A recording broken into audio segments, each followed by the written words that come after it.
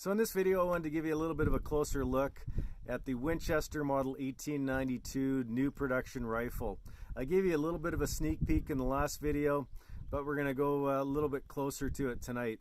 This rifle is made in Japan by Miroku, and I don't know if I mentioned already, but 357 Magnum. Now, I've got a box of American Eagle sitting out here, and I got to tell you, I had a little bit of a hiccup with this rifle. I made you a video the other night, but I had some feeding issues, or some loading issues, really.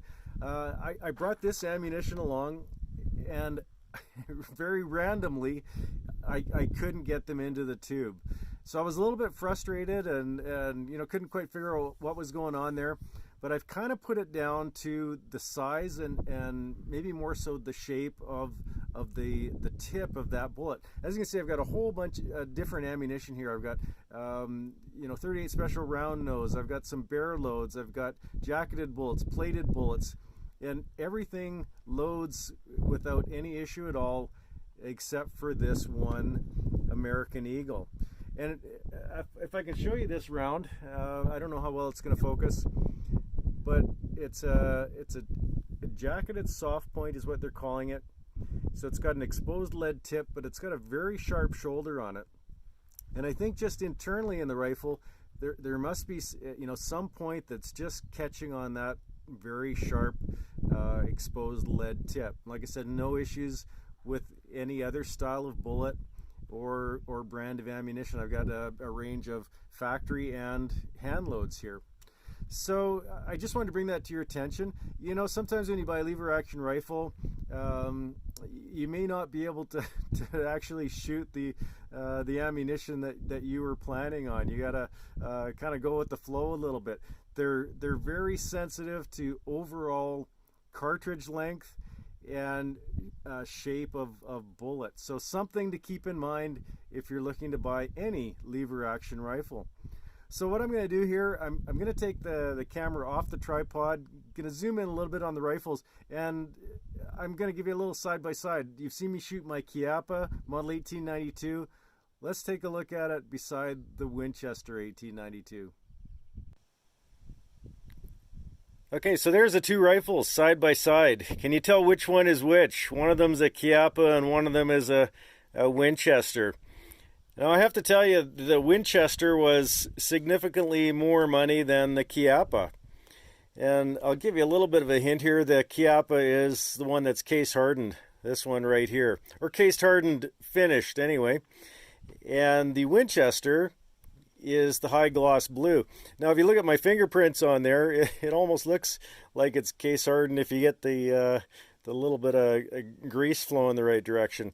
But you know, in all other respects, pretty similar rifles. Both 20-inch barrels, a little bit different finishing. This one was the short rifle version, and this one is the carbine version. Now carbine, we won't get into, you know, that debate over how to pronounce it, but maybe somebody who's watching this can give me their 2 cents. You know, in all the respects, the wood is very nice on both of them. Just a little bit more figure in the Chiappa, but the Winchester very nicely finished as well. A little bit more of a crescent shape on the butt plate with the Winchester, and that's just a style of this rifle. Winchester also makes this available in the carbine rifle, so would be virtually identical to the Chiappa.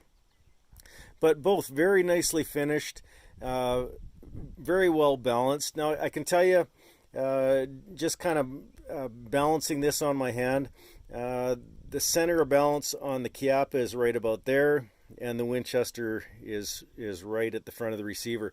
Now I think one of the difference here, or the reasons for that difference, is that the Winchester barrel is just a little bit thicker. I don't know if that'll show up on the video, but just a little heavier barrel, although it is a round barrel.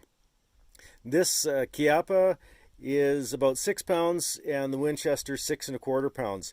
Trigger pull on the Chiappa about 3 pounds, about 4.5 pounds to 5 pounds on the Winchester. The Winchester has a safety on the tang, so that's the safe position there. Forward is fire with the red dot.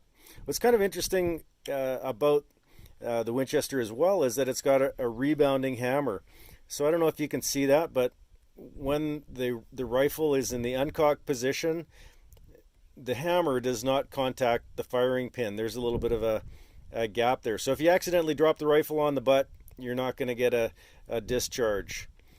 The other thing to note is that when the safety is on, as it is right now, this rifle will still cock. You can chamber around, the hammer will go back. You pull the trigger, hammer falls, but it does not contact the firing pin. So something just to be aware of. You might think you're locked and loaded and the hammer falls and you're, hey, happened to me, kind of wondering what's going on if you had a bad round or something. But that's the function of the safety. So just be aware of that. The Chiappa does not have a safety. It relies on a half-cock hammer. So you've got a full cock and a half cock, and then in the uncocked position, this is actually resting right on the hammer. So you'll have to, be a little bit careful not to drop that one. As I mentioned, this is a Winchester short rifle, and if you go online, you'll see debates as to why this is called a short rifle when it's got a 20-inch barrel, and this one's called the carbine, and it's got a 20-inch barrel. Well, it seems to be kind of centered around what kind of a front finish on the fore end we've got, even though, like I said, the barrel length is the same. So just kind of semantics, but not going to debate that here, but if you want to have some fun, you can read some of those forums. Here's the ammunition that I pulled out. This is the American Eagle jacketed flat point. This is some plated ammunition that I've been loading in 357 Magnum brass. This is a hand-loaded Hornady 125 grain XTP in 357 brass. That is the 158 grain Hornady XTP hand load 357 brass. This is the HSM bear load, and this is a 180 grain with a gas check behind it. So very heavy load. And this is something that I kind of cooked up here. This is a Hornady cowboy load, 158 grain semi-wad cutter in a 38 special brass. And you'll notice that these are seated out just a little bit longer. And that's just to solve the feeding issues that I've got with 38 special if they're too short. Actually, this one, it's kind of interesting. I loaded to the 38 special velocity, and this one here, even though it's seated out very long, is my most accurate load, kind of by far. It shoots very tightly. So that's kind of interesting. You never know what what you're going to get when you put something together. So that's it for this one. I just wanted to give you a little bit of a closer look, talk about some of the issues that I had with loading the rifle and some feeding and how they fired, and just some thoughts on different styles of bullet, shape of bullet in both of these two rifles. So thanks for watching. Until next time, take it easy.